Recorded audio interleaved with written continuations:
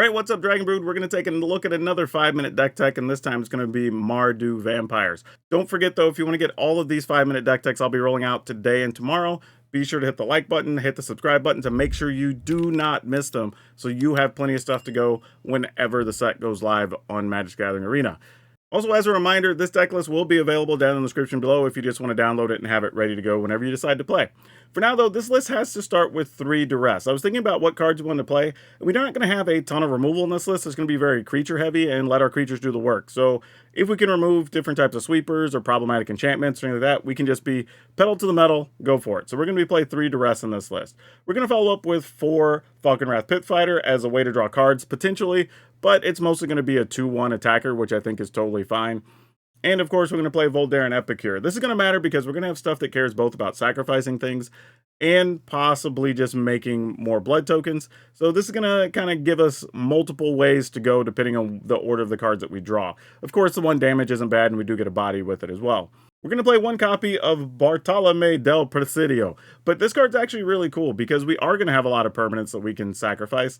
This is going to be a little hard for your opponent to kill, especially if you played either of your turn 1 things, then you play this, and then they decide they want it. Like, let's say you play a Voldaren Epicure, then you play this. Well, your opponent can't really cut down on this because then you can just sacrifice multiple things to make the power big enough. Or if it attacks, your opponent kind of has to block it or risk dying on a big attack step. But not good enough that I think we need to play a lot in this list because sacrifice isn't like the core value of the deck. We are going to play Blood Tithe Harvester. This just gets you an extra blood token, which is fine. You can sacrifice, kill a creature. So no surprise there. Vampire Socialite. In our recent vampire list we played on the channel, this turned out to be very good, so we're going to continue to play it. Also, Voldaren Bloodcaster. We like this because it is a flyer that comes over the top, and sometimes just having that 2-1 flyer is enough to pressure your opponent and cause issues. But if you have other stuff die, we do create other blood tokens, which, again, Bartolome can use. Maybe the Blood Tithe Harvester needs to kill something bigger. So we like all of that that's going on. And we're going to be playing Vran Executioner Thane.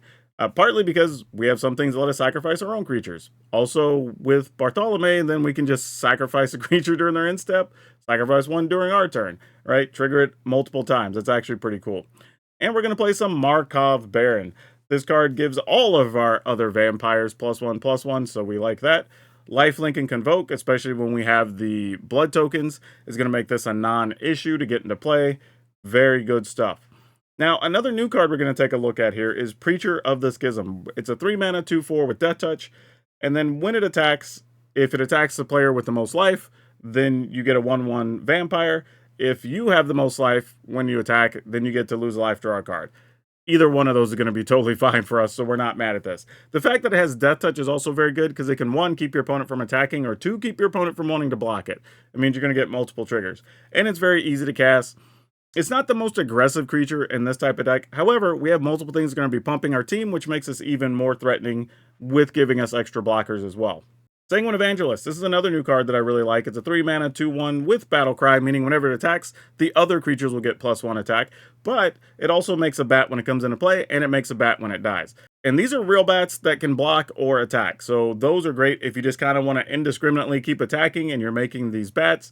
Now you have a couple of blockers, like that's really cool. Or if you're in a situation where, like I said, Vran and Bartolome are out, maybe you want to sacrifice a bat, drain your opponent, sacrifice this to make something else that you can sacrifice.